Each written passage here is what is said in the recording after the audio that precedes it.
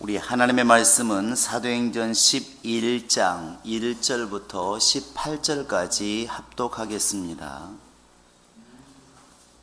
사도행전 11장 1절부터 8절까지입니다. 같이 우리 합독하겠습니다. 시작.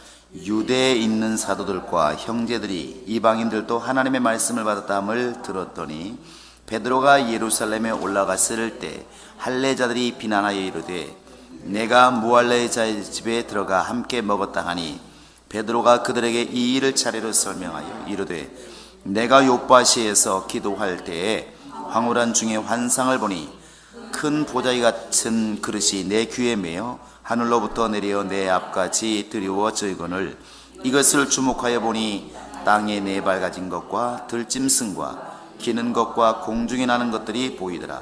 또 들으니 소리 있어 내게 이르되 베드로야 일어나 잡아먹으라 하거늘 내가 이르되 주님 그럴 수 없나이다. 속되거나 깨끗하지 아니한 것은 결코 내 입에 들어간 일이 없나이다 하니 또 하늘로부터 두 번째 소리 있어 내게 이르되 하나님이 깨끗하게 하신 것을 내가 속되다고 하지 말라 하더라. 이런 일이 세 번 있은 후에 모든 것이 다시 하늘로 끌려 올라가더라. 마침 세 사람이 내가 유숙한 집 앞에 서 있으니 가이사랴에서 내게로 보낸 사람이라. 성령이 내게 명하사 아무 의심 말고 함께 가라 하시매 이어서 청제도 나와 함께 가서 그 사람의 집에 들어가니 그가 우리에게 말하기를 천사가 내 집에 서서 말하되 내가 사람을 요빠에 보내어 베드로 하는 시몬을 정하라. 그가 너와 내 온 집이 구원을 받을 말씀을 내게 이르리라 함을 보았다 하거늘 내가 말을 시작할 때 성령이 그들에게 임하시기를 처음 우리에게 하신 것과 같이 하는지라. 내가 주의 말씀을 요한은 물로 침례를 베풀었으나 너희는 성령으로 침례를 받으라 하신 것이 생각나노라. 그런즉 하나님이 우리에게 주 예수 그리스도를 믿을 때 주신 것과 같은 선물을 그들에게도 주셨으니 내가 누구에게 하나님을 등이 맡겠느냐 하더라. 그들이 이 말을 듣고 잠잠하여 하나님께 영광을 돌려 이르되 그러면 하나님께서 이방인에게도 생명 회개를 주셨다 하니라. 아멘. 하나님 아버지, 오늘 또 우리가 주의 말씀을 대합니다. 정말 이 말씀을 대할 때 하나님이 정말 명령하시는 명령을 분명히 듣게 도와주시고 이 말씀이 하나님의 구원의를 우리가 부여하게 도와주시고 이 말씀에 순종하며 살고자 하는 그런 마음의 결단이 있도록 하나님이 함께 하시고 인도하여 주시옵소서. 특별히 좁에 나오며 예물을 드린 모든 손길마다 하나님이 기억하셔서 그들이 드린 물질 위에 주의 복이 임하게 도와주시고 그들의 모든 삶, 손과 또 환경과 가정과 그들 주변의 모든 주변인 저들을 통하여 복이 임할 수 있도록 하나님이 함께 하시고 인도하여 주시옵소서. 감사하고 예수님의 이름으로 기도합니다. 아멘. 우리가 영적 생활하면서 이렇게 사실은 일생 동안 예수님 말씀하신 것처럼 손발을 씻는 작업을 많이 이렇게 해야 되고 한번 목욕한 사람 다시 목욕할 필요는 없지만 그러나 계속 손발을 씻는 이런 작업을 계속 해야 됩니다. 그 손발을 씻는 작업이라고 하는 것은 언뜻 보면 이렇게 잘못한 것에 대해서 하나님 말씀을 어긴 것에 대해서 당연히 회개를 해야 되는 것이죠.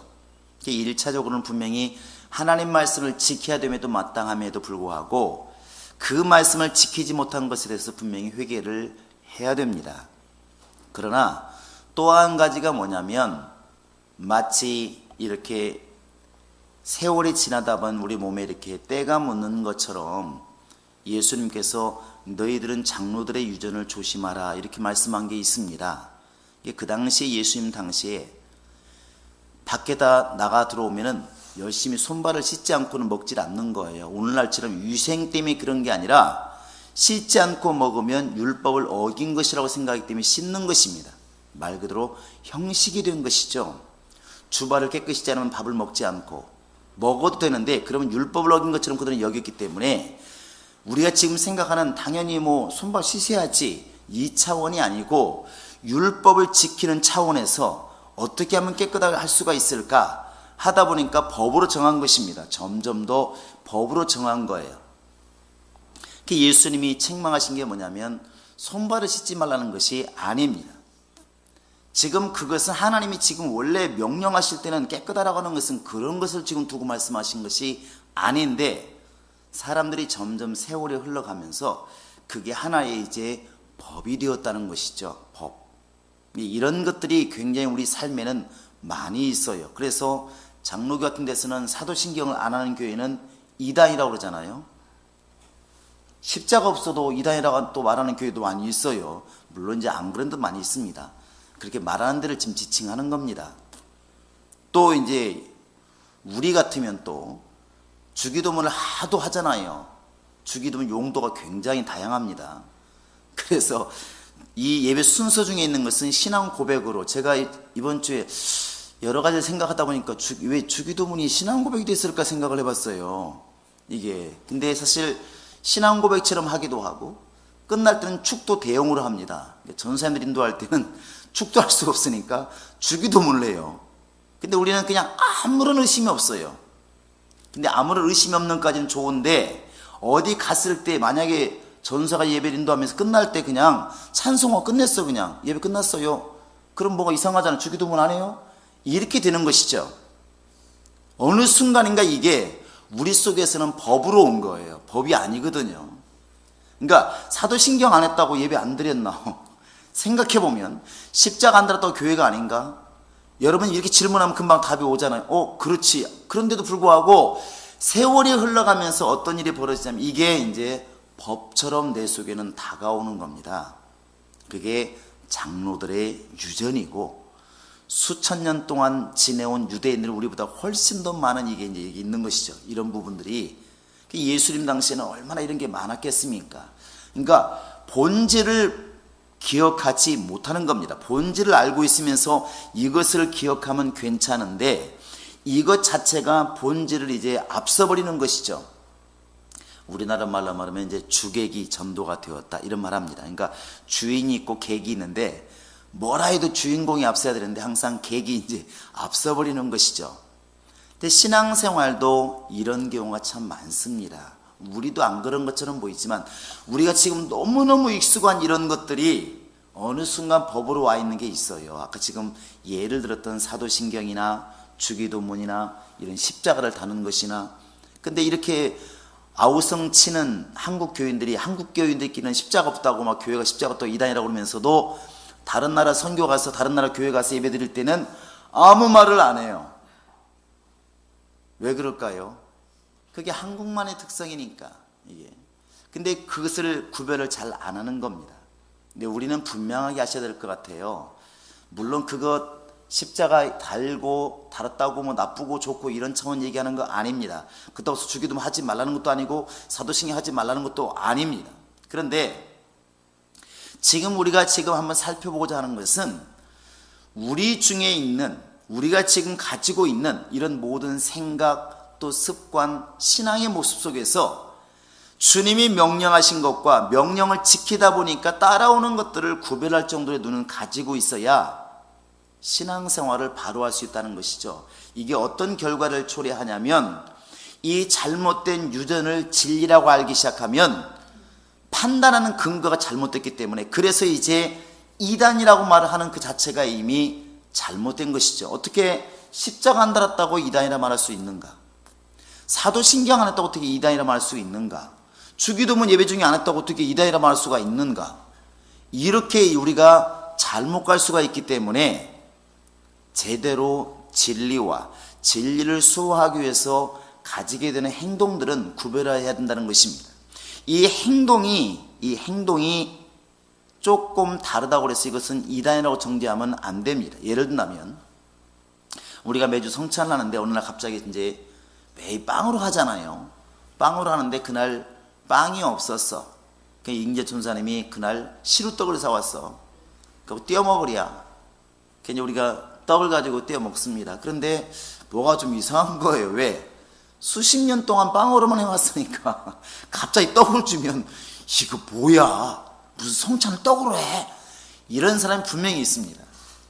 있어요. 그런데 사실 그런 식으로 말하면 모든 것은 이스라엘에서 가져와야 되잖아요. 우리 것으로 하면 안 되지 않습니까? 이게 전혀 다른 거예요. 그러니까 빵의 모양, 빵의 종류 이런 것은 약간 달라도 문제가 없는 것이죠. 성찬을 지금 기념하고 기억하는 데 의미가 더 큰 것이지, 거기에서 먹는 포도주가 백포도주네, 어디는 적포도주네, 어디는 뭐 진한 걸 주더네, 어떤 걸 사다 주더네, 이런 것들이 주가 되어버리면 어려워진다는 것이죠. 선악과를 주께서 명령하실 때 선악과의 원래 그 의미가 그것 하나님의 명령이니까 그 명령 지켜 살라고 하는 것인데, 그건 제껴두고 선악과가 복숭아야 사과야, 어디는 사과라고 그러고 어디는 복숭아라고 그러고, 이것을 또 학문적으로 보니까 야 그 나라 무슨 복숭아가 있냐, 사과가 맞다, 내 말이 맞다, 네 말이 맞다 싸우면 이제 이게 바로 주객이 전도된 것입니다. 여러분들은 바로 하나님 말씀과 그 말씀을 지키기 위해서 하는 행동들을 구별할 줄 아는 정말 그런 지혜와 영감이 갖춰지기를 바랍니다. 오늘 말씀은 바로 그러한 측면에서 보시면 답이 이렇게 보입니다. 베드로가 이 앞에서 10장에서 고넬료 집에 들어갔습니다. 고넬료 집에 들어가서 이제 고넬료 집에 말씀을 전하고 하나님의 성령이 그 가정에 임하였어요. 엄청난 일이죠. 베드로도 이해가 처음에는 안 되어서 안 간다고 했지 않습니까? 어떻게 내가 이방인의 집에 들어갈 수가 있겠습니까? 내가 어떻게 이방인과 함께 밥을 먹고 어떻게 이방인 집에 들어가서 하나님이 벌레처럼 여기는 그런 이방인하고 결혼도 하지 말라고 그러면서 왜 가서 말씀을 전해드리겠습니까? 난 못하겠습니다. 이렇게 했는데 불구하고 하나님께서 가라! 하나님이 가라면 가라! 이렇게 이제 명령을 받고 가서 역시 고넬료 집안에 은혜가 임하게 됩니다. 근데 문제는 돌아왔을 때 문제인 거예요. 이제 이 사도행전 11장 1절에 보시면 유대에 있는 사도들과 형제들이 이방인들도 하나님 말씀 받담을 들었더니 베드로가 예루살렘에 올라갔을 때에 누가 비난하여 할례자들이 비난하여 이르되 네가 무할례자의 집에 들어가 함께 먹었다, 이렇게 나옵니다. 야, 세상에 이방인 집에도 성령이 임해서 와 대단하네, 너무나 감사하다, 원래 일이야 맞는데 그건 뒷전이고 베드로한테 당신이 사도로서, 더더구나 그냥 사도입니까? 최고의 사도잖아요. 예수님의 수제자이신 당신이 이방인의 집에 들어가서 선생님 밥을 먹고 그럴 수 있습니까? 당신은 타락했습니다. 왜? 이방인과 함께 밥을 먹는 사람은 이방인이요, 창기와 함께 합하는 자는 창기요, 결국 이방인과 같은 부류라는 것이죠. 이렇게 막 베드로를 비난합니다. 그런데 베드로의 마음이 어디에 있냐면 이 17절에 보시면 베드로가 이렇게 항변하는 그 앞에 쭉 자기 간증을 말하면서 이렇게 말을 하죠. 17절에 보시면 그런즉 하나님이 우리가 주 예수 그리스도를 믿을 때에 주신 것과 같은 선물을 그들에게도 주셨으니 내가 누구이기에 하나님을 능히 맡겠느냐. 나도 원래는 그러고 싶지 않았지만 하나님이 은혜 주시기로 하셨는데 내가 누구이기에 과연 하나님의 길을 맡겠느냐. 하나님이 일하신 것이다, 이걸 지금 베드로는 말하는 것입니다. 그 말하면서 이제 12절에 보시면 성령이 내게 명하사 이렇게 되어 있습니다. 아무 의심하지 말고 가라. 그러니까 지금 베드로가 고넬료 집에 가는 순간부터 가서 말씀을 전하고 성령 받게 하고 침례받게 하고 돌아오는 이 과정까지 지금 베드로는 같이 갔던 사람도 몇 명이 있습니다. 분명히 11에 오시면 한 6명이라고 그랬는데 왔던 종들도 있고 같이 간 사람도 있으니까 어쨌든 뭐 서너 명 됐겠죠. 같이 가는 사람은. 그 사람들도 다 아는 거예요. 그런데 이 사람들이 볼 때 지금 베드로밖에 안 보이는 거예요. 같이 가는 사람이나 베드로를 데리러 온 사람이나 같이 6명이 갈 때 같이 동행하는 것이 우리 같이 어디 갈 때처럼. 그런데 지금 사람이 6명이 가고 있지만 같이 가는 사람은 또 베드로밖에 안 보이지만 사실 베드로는 누구의 명령을 따라 지금 가고 있느냐? 성령께서 보내시고 성령께서 주신 말씀을 지금 전하고 온 겁니다. 베드로는 지금 이 말을 하고 있는 것입니다. 내가 누구이기에 성령이 가라는데 안 갈 수 있으며 성령이 말씀하라고 말씀하시는데 내가 어떻게 말씀을 안 전할 수 있느냐? 그게 비록 이방이나 할지라도 내가 어떻게 하나님 거역할 수 있느냐? 나는 못한다. 이렇게 되는 것이죠. 그리고 이제 그 말을 들으니까 18절에 그들도 회개하고 잠잠하여 하나님께 영광을 돌리고, 잠잠했다는 것은 입 다물고 이제 이렇게 되는 것이죠. 할 말이 없다는 것이죠. 아, 정말 그렇구나, 우리가 착각했구나, 돌이키는 것입니다. 결국 하나님께 영광을 돌리는데, 여기서 우리가 좀 생각해 볼 게 뭐냐면 할례입니다. 할례. 도대체 지금 이 베드로를 비난하는 사람들이 유대인들이 아닙니다. 유대인이었지만 이제 예수 그리스도를 영접해 가지고 예수 믿는 사람들이에요. 그러니까 뭐 1절에 나와 있는 것처럼 바로 이제 사도들과 또 형제들이 나와 있지 않습니까? 나중에 18절에 보시면 이 사람들 다 이렇게 하나님께 영광 돌린 걸 나와 있는 거 보면 유대인이었다가 예수 믿은 사람들이라고, 사도와 함께 있는 그 무리를 지금 얘기하는 것입니다. 그런데 그들은 지금 예수를 믿고 있으면서도 베드로한테 뭐라고 그러냐면, 할례 받은 것에 대해서, 할례 받은 사람이 왜 할례 받지 않는 이방인의 집에 들어갔느냐, 이렇게 지금 비난하고 있는 것입니다. 도대체 할례가 뭔데? 할례는 창세기 17장부터 이렇게 나옵니다. 아브라함에게 한번 읽어볼까요? 창세기 17장을 이렇게 펴보시면, 아브라함에게 하나님께서 이삭을 주시기 직전에 다시 한번 이렇게 약속을 하십니다. 쭉 이름도 바꿔주시면서, 자, 한번 이렇게 다 읽어볼 수는 없고, 자, 9절부터 한번 읽어볼까요? 9절부터 11절까지입니다. 12절까지 읽어봅시다. 시작. 하나님이 또 아브라함에게 이르시되, 그런즉 너는 내 언약을 지키고 내 후손도 대대에 지키라. 너희 중 남자는 다 할례를 받아라. 이것이 나와 너희와 너희 후손 사이에 지킬 내 언약이니라. 너희는 포피를 베어라. 이것이 나와 너희 사이에 언약의 표징이니라. 너희의 대대로 모든 남자는 집에서 난 자나 또는 너희 자손이 아니라 이방인의 손으로 산 자를 막론하고 난 지 8일 만에 할례를 받을 것이요, 너희 집에서 난 자든지 너희 돈으로 산 자든지 할례를 받아야 하리니, 이는 이에 내 언약이 너희 살에 있어 영원한 언약이 되려니와 할례를 받지 아니한 남자 곧 그 포피를 베지 아니한 자는 언약 중에서 끊어지리니 그가 내 언약을 배반하였음이니라.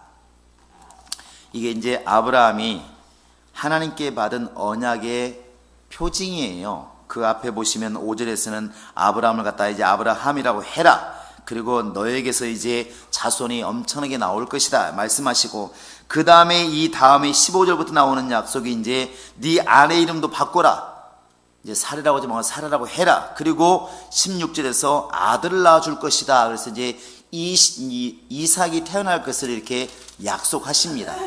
결국 이 할례 언약이라고 하는 것은 이삭이 태어날 것을 미리 염두에 두시고, 하나님이 네 자손이 모리알처럼 하늘의 별처럼 많아질 것이고 큰 민족을 이룰 것이고, 이런 모든 약속들을 실행하기에 앞서서 약속하시면서 명령한 겁니다. 나도 너한테 지금 이런 약속을 해줄 것이니까 너도 대신에 내 명령에 순종해라. 내 약속을 받았다는 그 증거로 할례를 받아라, 이렇게 말합니다. 이때가 언제냐면 17장 1절을 보시면 99세 때예요.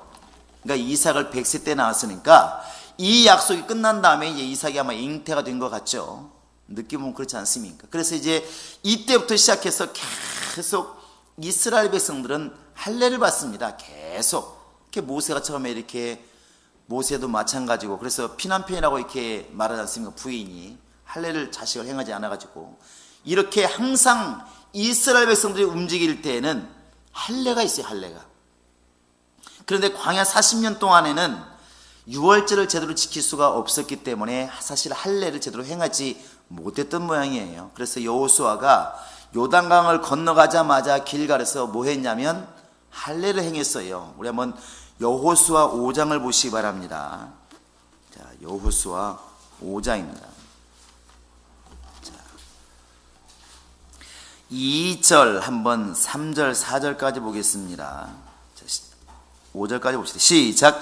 그때 여호와께서 여호수아에게 이르시되 너는 부싯돌로 칼을 만들어 이스라엘 자손들에게 다시 할례를 행하라 하시매 여호수아가 부싯돌로 칼을 만들어 할례산에서 이스라엘 자손에게 할례를 행하니라. 여호수아가 할례를 시행한 까닭은 이것이니 애굽에서 나온 모든 백성 중 남자 곧 모든 군사는 애굽에서 나온 후 광야길에서 죽었는데 그 나온 백성은 다 할례를 받았으나 다만 애굽에서 나온 후 광야길에서 난 자는 할례를 받지 못했음이라. 부싯돌로 칼을 만들어 가지고 그날 이스라엘 모든 사람들에게 이렇게 할례를 행했습니다. 그러다 보니까 이스라엘 사람들이 어떤 일이 벌어지냐면 할례를 받으면 종이라 할지라도 이제 유대인에 같이 생활할 수 있는 그 속에 들어온 것이고 약속 안에 들어온 것이고, 할례를 받지 않으면 이건 아예 우리 하나님의 약속하고는 아무 상관이 없는 그렇게 된 것이죠. 근데 이게 점점 지나다 보니까 어떤 일이 벌어지냐면 할례 자체가 그들에게는 자부심 또 하나의 굴레가 된 것입니다. 그러다 보니까 예수 그리스도를 영접했으면서도 불구하고 할례는 계속 중요하다고 생각을 하고 있는 것입니다. 이방인과 우리 하나님의 약속과 아닌 것, 그 경계를 가르는 게 뭐냐? 할례라고 생각했다는 것이죠. 그래서 끊임없이 묻는 게 뭐냐면 너 할례 받았느냐 하는 것입니다. 너 할례 받았느냐. 그런데 이제 결국 이런 문제 때문에 이제 바울이 계속 말을 하죠. 로마서 4장에 보시면 한번 보시겠습니다. 그들이 가장 존경하는 것이 누구냐? 바로 아브라함입니다. 아브라함처럼 여기는 것이 아브라함인데 그 아브라함 얘기를 이제 빗대서 얘기를 하죠. 로마서 4장을 보시겠습니다. 9절. 자, 로마서 4장 9절 한번 읽어볼까요? 9절, 10절, 11절부터 보겠습니다. 시작. 그런즉 이 복이 할례자에게냐 혹은 무할례자에게도냐?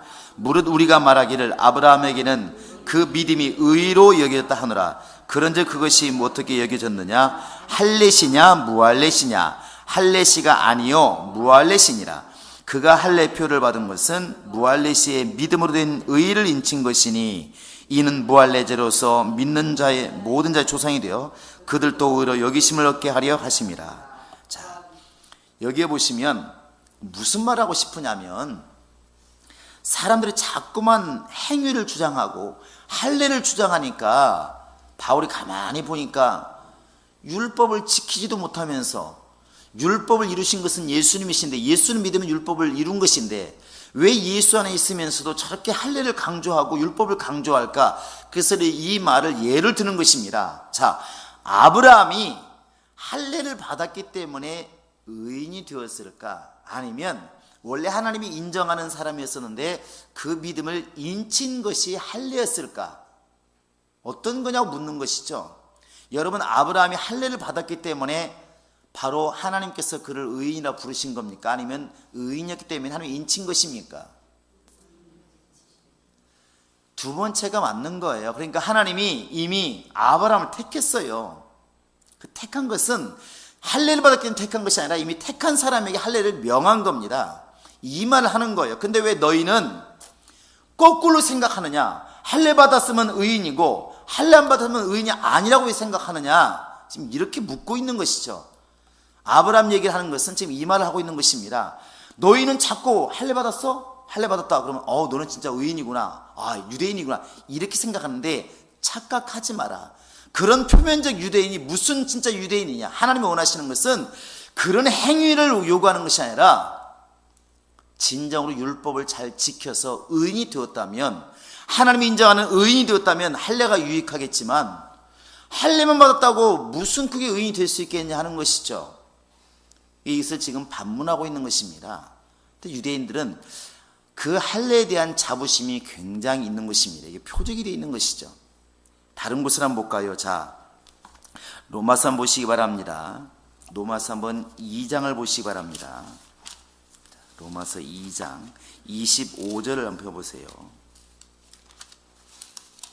자, 로마서 2장 25절 한번 같이 읽어봅시다. 27절까지 시작. 내가 율법을 행하면 할례가 유익하나 만일 율법을 범하면 내 할례는 무할례가 되느니라. 그런즉 무할례자가 율법의 규례를 지키면 그 무할례를 할례와 같이 여길 것이 아니냐. 또한 본래 무할례자가 율법을 온전히 지키면 율법 조문과 할례를 가지고 율법을 범하는 너를 정죄하지 않겠느냐. 자, 아예 나머지 두 구절도 읽읍시다. 시작. 무릇 표면적 유대인이 아니요 표면적 육신의 할례가 아니니라. 오직 이면적 유대인이 유대인이며 할례는 마음에 할지니 영에 있고 율법 조문에 있지 아니한 것이라. 그 칭찬이 사람에게서는 아니요 다만 하나님에게서니라. 이게 지금 율법과 할례를 이렇게 얘기하고 있는데, 유대인들이 자꾸만 할례만을 강조하니까 그 침례교에서 침례 강조하는 거하고 비슷하죠. 그런데 침례 받았느냐, 마치 곧 구원받았다 이렇게 인정하는 경우가 참 많아요. 그게 지금은 좀 덜하지만 중세시대 때는 이제 침례가 곧 구원처럼 인정될 때가 있었습니다. 그래서 아예 침례 받는다부터는 하나님의 사람이니까 걱정할 게 없다. 그런데 나이가 먹어서 침례를 받으니까 문제가 많아지는 것이죠. 그러니까 아예 성경처럼 난지 8일 만에 침례를 줘버리면 그 사람은 아예 어릴 때부터 하나님의 것이 되지 않겠느냐 하는 것이죠. 근데 이게 뭔가 좀 이상하지 않습니까? 침례가 구원의 근거가 되면 그런 문제가 발생합니다. 그러나 베드로는 3장 21절에 나와 있는 것처럼 이 침례라고 하는 것은, 물이라고 하는 것은 구원의 표라고 해서 이게 그것을 받았기 때문에 구원받은 게 아니라 구원받은 사람이 내가 구원받은 사람이라는 표를 가지는 것이 침례라는 것입니다. 그러니까 침례 받았기 때문에 구원받은 게 아니라 구원받았으니까 믿음으로서 내 고백으로서 침례를 받는 게 맞다는 것이죠. 이게 어떤 사람이 오늘 지나가다가 교회 한번 오자고 교회 왔습니다. 아직 믿음도 없어요. 예수를 제대로 모릅니다. 근데 그런 사람에게 온 짐에 침례 받으시다 갖고 침례탕 끌고 가가지고 침례를 주었습니다. 자, 그러면 그 사람이 지금 침례를 받았기 때문에 마음속에서 예수를 지금 제대로 믿고 고백하지 않았어도 그 사람이 지금 구원을 받았을까? 이런 식으로 질문하면 구원 안 받다고 얘기를 할 겁니다. 침례는 구원의 근거가 되지를 않습니다. 지금 아브라함 얘기 똑같은 얘기예요. 아브라함이 하나님 먼저 인정한 사람에게 하나님께서 약속하시고 할례를 명하신 것이지, 할례를 받았기 때문에 아브라함이 선택받고 구원받은 것이 아니라는 것이죠. 이 방법에 차이가 있습니다. 근데 유대인들은 세월이 흘러가면서 점점 더 안식일이나 그 다음에 할례나 이 의식 자체가 원래 의무보다 앞서기 시작했다는 것입니다. 그게 아까 처음에 말했던 본질, 진리와 진리를 지키기 위한 행동이 있는데 그 행동이 이제 두각이 되는 것이죠. 두각. 자, 여러분 한번 이렇게 생각해 보세요. 기차가 지나가네요. 아이들에게 인사를 시켜요. 목사가 이제 신방을 가면 인사를 시킵니다. 개똥아, 왜? 아, 이리 와봐. 왜? 아, 이리 와봐. 하고 옆에 겨우겨우 오죠. 놀고 싶은데. 그럼 이제 걔를 인사를 시키는데 인사에 얘가 왜 합니까? 누군지도 모르네. 아버지도 아는 놈이 뭐 목사한테 하겠습니까? 그런데 그는 목을 꺾어서 그냥 왜? 맛있는 거 줄게. 그렇게 자꾸 인사를 시켜요. 근데 어느 날 보면 이제 애가 배꼽 인사를 막 합니다. 인사를 막 해요. 근데 그 아이가 지나면서 용돈을 주니까, 인사할 때마다 용돈을 받으니까, 아, 이렇게 하면 돈을 주나. 그래서 그 아이에게는 인사는 곧 돈이에요. 손님 올 때 모르긴 몰라도 하여튼 이렇게 배꼽 인사를 잘하면 돈을 주더라는 거예요. 엄마도 주고 손님도 주고. 이 아이는 이제는 인사의 그 원래 의미는 사실 없는 거예요. 근데 이게 나중에 세배까지 가죠. 그러니까 아버지 엄마하고 막 유산을 왜 형한테만 주니 하고 대판 싸우면서도 이 설날 되면 가서 세배를 해요. 또 끝나고 또 싸웁니다 이제. 근데 아버지 너무 심한 거 아니에요? 싸웁니다. 사실 이제 세배해야 된다는 구정에 세배해야 된다는 그것이 너무나 우리에게는 익숙해 있어서 세배를 드리긴 드리는데, 사실은 절을 안 해도 부모를 공경하는 게 더 나은 거잖아요. 세배하고 공경하지 않는 마음보다도 세배 안 하고 공경하는 게 좋은 거 아니겠습니까? 물론 여기는 더 나은 게 있죠. 세배도 잘하고 공경도 하고 이게 최고입니다. 그런데 분명한 것은 공경하지 않으면서 평소에 대판 싸우고 원망만 하고 맨 골치만 안겨드린 그런 자식이 구정이라고 하고 세배만 드리고 자기는 할 도리 다 했다고 고향 가서 힘들게 가서 부모님 찾아뵙고 왔다고 자랑한다면 그게 옳은 것이냐 이거죠. 이게 주객이 전도된 겁니다. 근데 유대인들이 지금 그런 상황이었다는 것이죠. 할례가 뭔데? 할례만을 강조하는 것입니다. 그래서 할례 받았느냐? 너는 유대인, 약속 안에 있는 사람. 할례 안 받았다? 너는 이방인. 이렇게 아예 가버렸다는 것이죠. 이게 너무 강하게 육신적으로 교육적으로 평생 동안 받아온 것이기 때문에, 익숙한 것이기 때문에 우리 주기도문이 입에 붙어 있는 것처럼 이 사람도 붙어 있다 보니까 이제 그것이 예수를 영접했음에도 불구하고 지식으로 알고 있겠죠. 그런데 성령을 받았음에도 불구하고 그 습관, 그 생각, 이것은 그대로 가지고 있는 거야.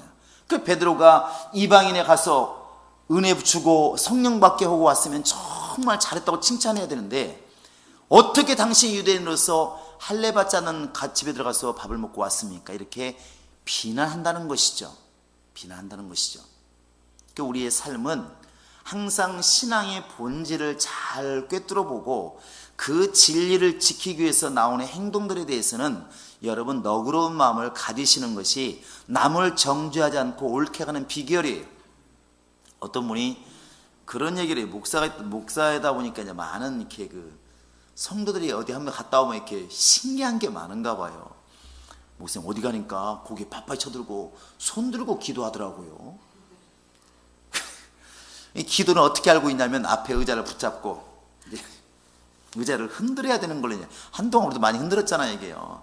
하다못해 흔들어져요. 이렇게 우리는 몸 흔들어. 이렇게 한국 사람들은 이렇게 리듬을 잘 타니까 옛날부터 흥이 밀려서 덜크덩 기도가 잘 나오는데, 눈을 감고 몸을 흔드는 것으로 그냥 평생 그렇게 해왔으니까. 근데 어느 날 어느 교회 갔더니 거기는 다 고개 들고 손을 들고 아마 그랬던 모양이에요. 주여 이렇게 하더만요. 보니까 손 들고 할 때는, 그러니까 뭐 주님 의지합니다 뭐 줄 찬양할 때는 이렇게 하는데, 이제 주여 기도할 때는 이렇게 하더만요. 나는 죄인으로서이다 이렇게 기도하는데 아마 이렇게 했던 모양이에요. 그러니까 아니 무슨 기도를 그렇게 막 손을 들고 이상하게 하더라고. 참 들으면서 야 이거 어떻게 말을 해줘야 되나. 그 잘못된 게 아니라고 팍 상처를 주자니 그것도 그렇고. 근데 사실 기도는 성경에 보면 눈을 들어 우러러 예수님이 기도도 하시고, 때로는 정말 얼굴 엘리야처럼 막 무릎 사이에 쳐박고 기도하기도 하시고, 얼굴 땅에 대고 하는 기도도 있잖아요. 땅에 막 흙 들어옵니다. 네, 그렇게 막 얼굴을 막 땅에 대고 하는 기도도 있고, 눈을 뜨고 하는 기도도 있고, 감고 하는 기도도 있고, 이게 참 다양한데 왜 이렇게 우리는 이 본질을 자꾸 잊어버리고, 기도하고 있으면 참 잘한다고 봐야 되는데 기도의 행위에 이렇게 이제 민감해 있는 것이죠. 누군가가 좀 목이 안 좋아서 주여 도와주시옵소서, 큰 소리로 해. 큰 소리로 막 이렇게 악을 쓰고 막 기도하라고 하잖아요. 주님도 악을 써 기도했다고. 주님 꼭 이렇게 악을 막 썼을까? 물론 악 쓸 때도 있었겠지만 조용할 때도 있었겠지.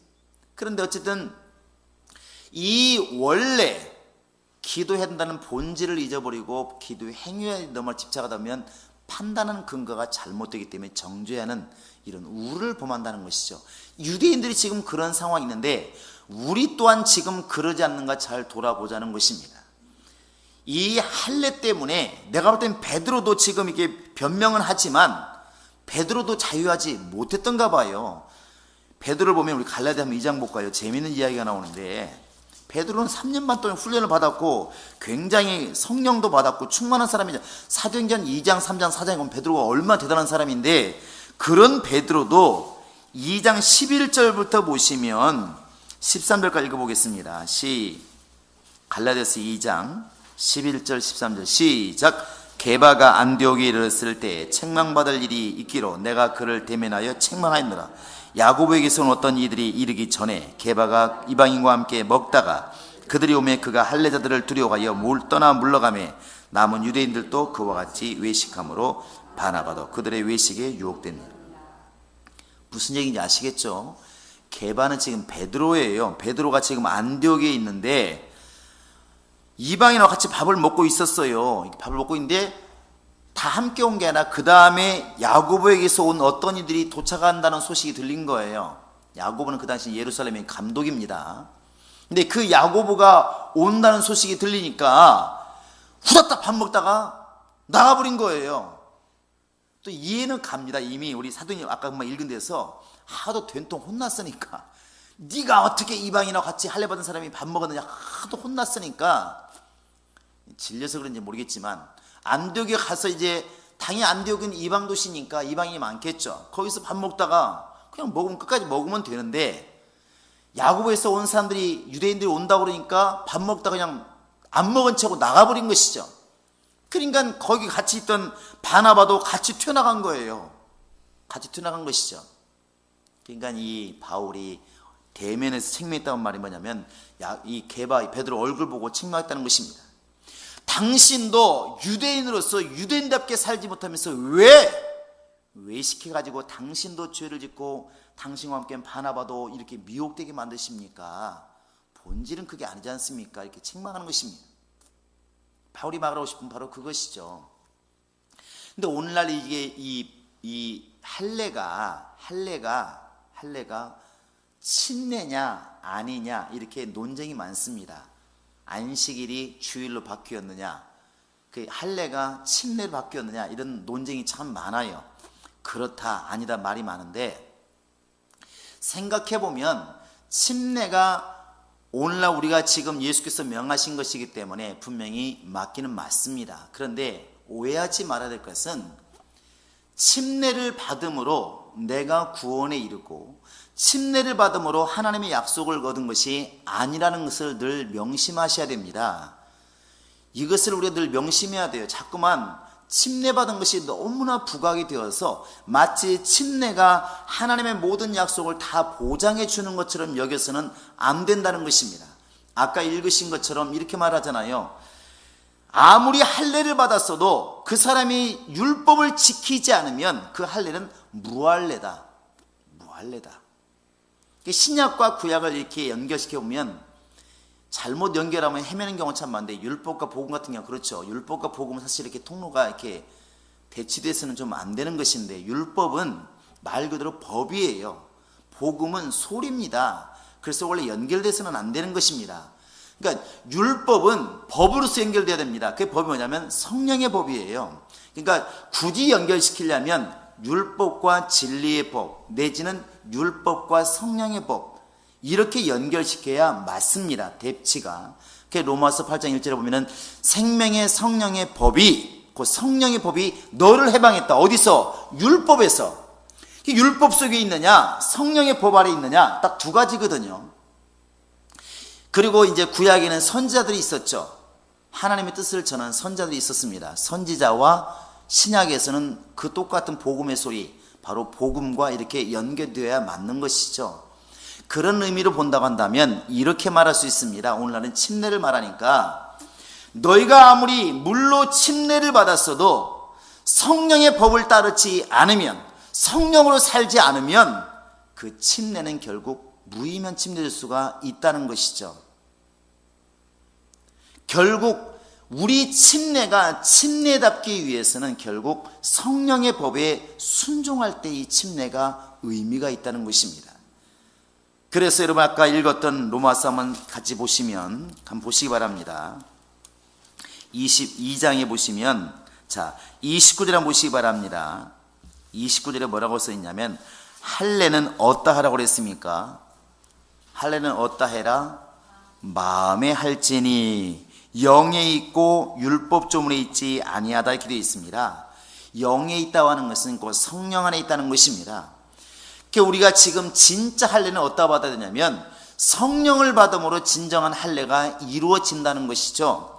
그래서 물침례도 침례라는 말을 쓰고 성령도 침례라는 말을 써요. 무리야 여러분 다 아시니까 자 사도행전 1장을 보시기 바랍니다. 성령을 어떻게 말씀하고 계시는가? 사도행전 1장 8절 한번 읽어보시겠습니다. 8절 아니죠. 4절입니까? 자 1장 4절 5절 한번 읽어보시겠습니다. 시작. 사도와 함께 모이사 그들에게 분부하여 이르시되 예루살렘을 떠나지 말고 내게서 들은 바 아버지께서 약속하신 것을 기다리라. 요한은 물로 침례를 베풀었으나 너희는 몇 날이 못되어 성령으로 침례를 받으리라.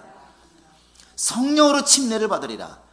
왜 물 침례를 말씀하시고 왜 성령의 침례를 말씀하셨을까? 바로 할례가 아브라함에게 하신 그 약속을 바로 아브라함이 받는 증거로서 할례를 받았다면, 오늘 여러분과 지금 내가 하나님의 약속, 곧 예수 그리스도를 통하여 구원받다고 하는 그 구원의 약속을 우리가 어떻게 받느냐? 분명히 침례를 받습니다. 그래서 침례가 구원의 표가 맞아요. 그런데 그 구원의 표가 바로 이제 11조처럼 행동만이 아니라 우리의 심령까지도 요구한다는 것입니다. 그 심령의 할례가 뭐냐? 바로 성령이라는 것이죠. 여러분 고린도전서 1장을 보시기 바랍니다. 고린도전서 1장 21절 한번 22절 보시기 바랍니다. 21절 22절 같이 한번 보겠습니다.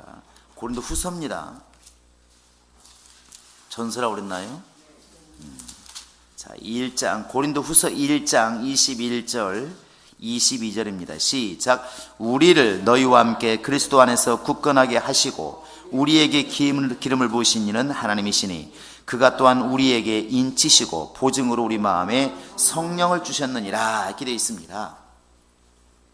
바로 이제 이 오늘날 우리가 물로 침례를 받지는 않습니다. 그러나 아니죠. 할례를 받지 않습니다. 그러나 분명히 예수께서 명하신 침례를 받아요. 그런데 이 침례를 우리가 생각할 때 물 침례만 생각하지 마시고 성령 침례도 여러분 생각하시라는 겁니다.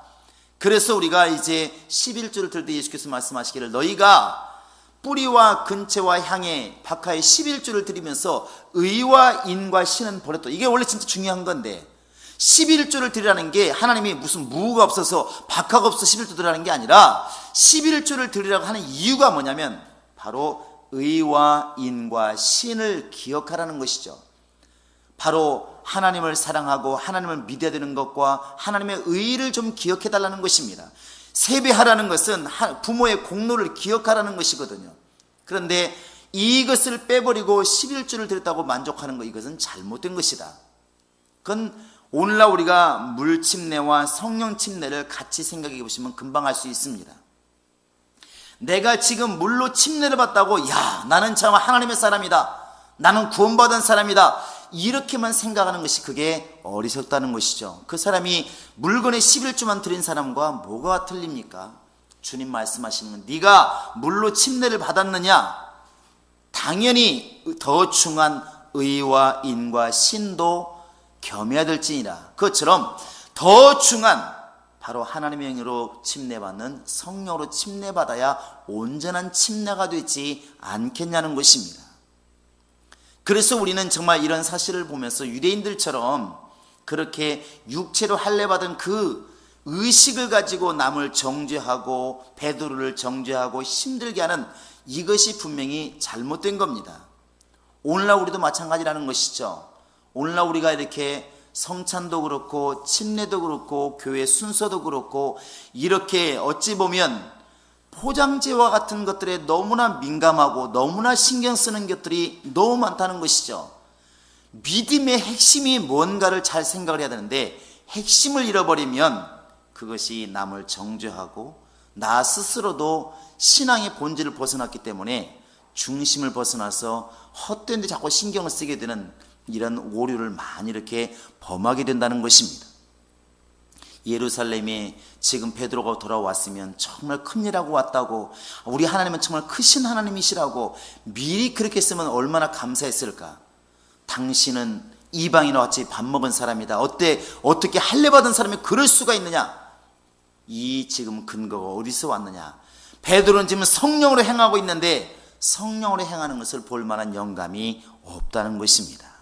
오늘 우리 교인들은 하나님이 진리를 통해서 역사하시는, 성령을 통해서 역사하시는 그 본질을 제대로 보는 그런 영감이 있기를 주의 이름으로 축원합니다. 그래서 어찌 보면 껍질과 같은 교회 형태라든지 모양이라든지 십자가 있느니 없느니, 또 이런 무슨 순서가 이러니 저러느니, 기도의 모습이 이러니 저러느니, 여러분 이런 모습 가지고 절대로 신앙을 판단하지 마시기 바랍니다. 하나님이 원하시는 것은 성령께 순종하지 않으면 침례가 무슨 의미가 있겠느냐, 성령께 순종하지 않으면 하나님의 약속에 무슨 의미가 있겠느냐 하는 것입니다. 그래서 오늘 우리가 율법을 지키려고 이스라엘 백성들이 몸부림을 쳤다면, 여러분과 지금 나는 진리의 법이신 성령의 법에 순종하려고 몸부림을 치는 것, 그것이 영적 생활입니다. 우리 모두가 다 성령 안에서 온전한 침례를 이루시고 성령의 법 안에서 일생을 살아가는 충만한 성도가 될 수 있기를 주의 이름으로 축원합니다. 이 시간 우리 다 같이 기도하시겠습니다. 하나님, 정말 나에게 영감을 더하사 정말 내가 포장재와 같은 신앙의 행위에 너무나 신경 쓰지 않게 도와주시고, 본질을 기억하게 도와주시고, 나에게 역사하시는, 성령으로 역사하시는 성령의 음성을 들을 만한 영감, 성령으로 행할 만한 믿음, 성령의 증거가 내 안에 있게 하소서. 다 같이 우리 기도하시겠습니다. 살아계신 우리 하나님 아버지, 하나님이 도우시고 인도하셔서 우리의 모든 심령 속에 하나님이 영감이 충만하게 도와주시고, 믿음이 충만하게 도와주시고, 하나님이 함께 하시는 믿음의 역사가 있도록 역사하여 주시옵소서.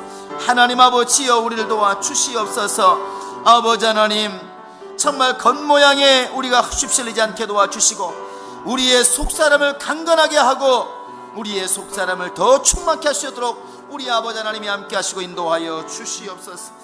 살아계신 아버지여, 우리를 역사하여 주시옵소서. 살아계신 아버지여, 우리를 도와주시옵소서. 거룩하신 아버지 하나님께서 성령으로 우리를 깨우치셨으니 성령으로 일하게 도와주시고, 성령으로 충만하게 도와주시고, 성령으로 깨어있게 도와주시고, 성령이 교회들에게 하시는 말씀을 들을 수 있도록 우리 아버지 하나님이 함께 하시고 인도하여 주시옵소서. 아버지 하나님의 역사가, 우리 아버지 하나님의 역사가, 우리 아버지 하나님의 역사가 충만할 수 있도록 우리 도와주시고, 우리가 겉으로 드러난 정말 아버지의 행위를 자랑하지 않게 도와주시고, 하나님 아버지여, 정말 그 의미를 살릴 수 있도록 우리 아버지 하나님이 함께 하시고 도와주시옵소서. 살아계신 아버지 하나님이 함께 하시고 인도하여 주시옵소서. 우리 가운데 하나님이 도와주시고 우리 가운데 주님의 역사를 드러내 주시옵소서. 하나님이 도와주시옵소서. 우리 아버지 하나님이 도와주시옵소서. 우리 한 가지만 더 도고 기도하겠습니다. 우리 홍성진 군이 정말 마음이 열리고 생각이 열려서 그 심령이 주를 찾게 도와주시고 그 육체가 건강할 수 있도록 기도해 주시기 바랍니다. 또 범수도 정말 속히 하나님 건강케 하셔서 정말 모든 종양이 사라지고 또 앞으로 있을 모든 치료 가운데도 하나님이 이적이 있도록 도와달라고, 그 심령도 모든 신체도 영혼도 지켜달라고 기도하시고, 그 가정에 이번 기회를 통해 확실하게 하나님이 살아계신 것과 그가 보내신 예수가 어떤 분인가를 아는 믿음이 들어가도록 기도해 주시기 바랍니다. 더욱 나아가서 이제 우리 이gn효 선생님도 또 이렇게 대상포진으로 힘들다고 그러는데 정말 그 육체도 강건하게 도와주시고, 나아가서 우리 모든 성도들 심령도 건강하고 육체도 건강하고 환경도 건강해 달라고, 원수가 밀 까부르듯이 까부르다 할지라도 주님께서 지켜주심으로 우리 모든 성도들 건강과 평강과 능력이 달라고 다 같이 기도하시겠습니다. 살아계신 아버지 하나님, 하나님이 도우셔서 주 예수의 피의 능력이 임하게 하여 주시옵소서. 하나님 아버지, 홍성진 군 영혼이 정말 깨어나게 도와 주시옵소서. 마음이 열려지게 도와 주시옵소서. 예수를 구주로 시인하게 도와 주시고 하나님을 의지하게 도와 주시고, 하나님 아버지 그 영혼이 주 앞에 돌아올 수 있도록 우리 아버지 하나님이 도와 주시옵소서. 아픈 것이 낫게 하여 주시옵소서. 아픈 것이 치료되게 하여 주시옵소서. 모든 종양이 사라지게 도와 주시고 회복하게 도와주시고 다시 한번 하나님께 쓰임받는 자가 될 수 있도록 우리 아버지 하나님이 도와주시고 인도하여 주시옵소서. 또 범수를 기억하시고 하나님 아버지 저를 긍휼히 여겨 주시옵소서. 우리의 기도를 들어 주시옵소서. 머리의 종양이 사라지게 도와 주시옵소서. 치료가 잘되게 하여 주시옵소서.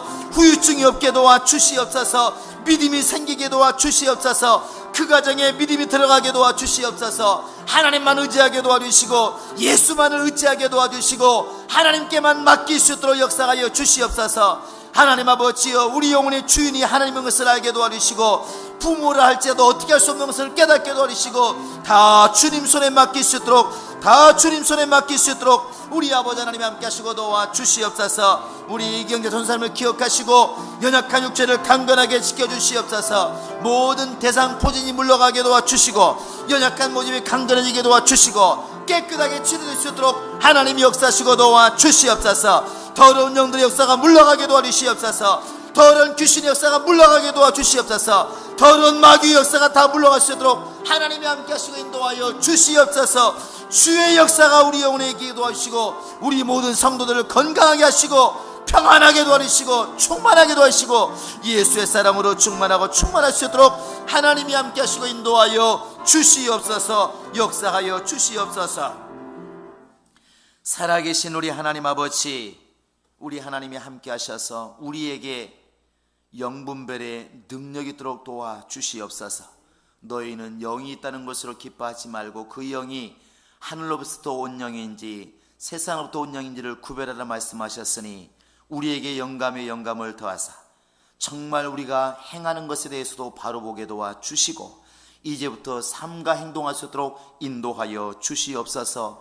우리 입술이 하나님 말씀을 정말 하다가 또 마귀의 언어를 하다가 우리 행동이 정말 주의 행동을 하다가 또 마귀의 습성을 따라 행동하다가 이렇게 갈팡질팡 하지 않도록 하나님이 도와주시기를 원합니다. 말하기 전에 정말 우리가 원수의 정말 시키신 말을 하면 하지 않도록 입을 다물게 도와주시고 항상 축복의 구원을 받았으니 남을 살리는 축복의 말을 할 수 있도록 도와주시고 그러한 삶이 나올 수 있도록 하나님이 도우시고 인도하여 주시옵소서. 특별히 하나님께서 함께 하심으로 진리가 무엇인지를 우리가 성령을 통해서 알았으니 이제는 진리를 바로 믿고 진리를 위해서는 목숨 걸게 도와주시고 진리를 지키기 위해서 행동하는 모든 행동에 대해서는 우리가 관대하며 용서할 줄 아는 믿음을 가질 수 있도록 하나님이 함께 하시고 인도하여 주시옵소서. 하나님의 믿음이 행위에 있지 않고 그 영혼에 있다고 말씀하셨으니 오직 우리는 정말 이스라엘 사람들이 율법을 평생 지키는 것처럼 우리에게 말씀하시는 성령의 법을 따라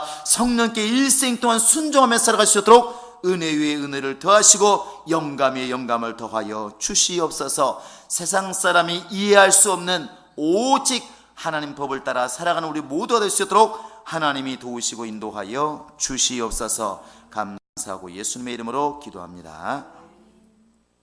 우리 찬송가 190장 찬양하시고 축도로 마치겠습니다. 찬송가 190장입니다.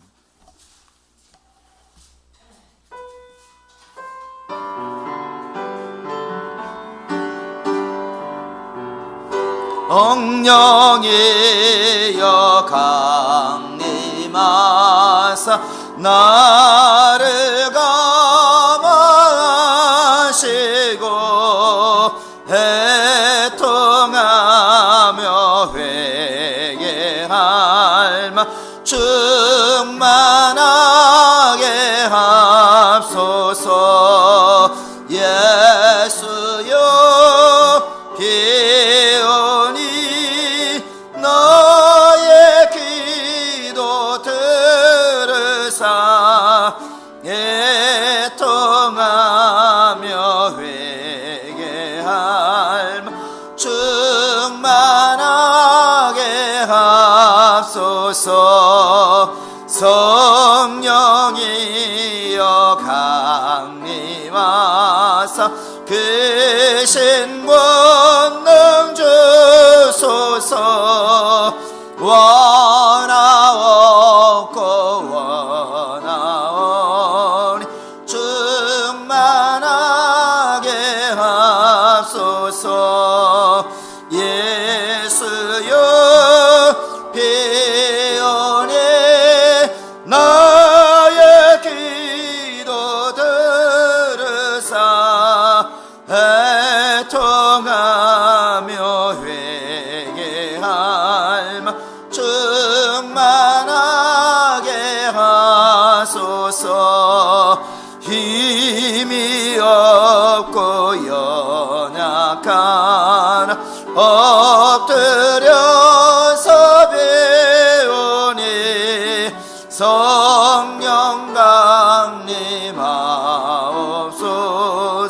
무한 감사함요소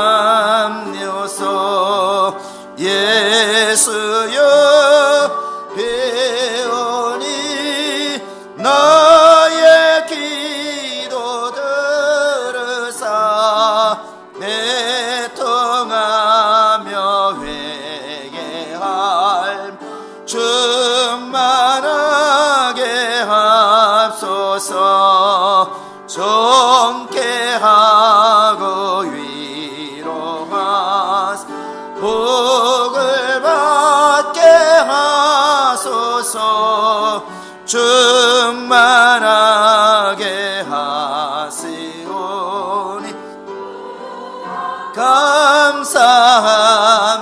감사합니다. 예수여 비오니 나의 기도 들으사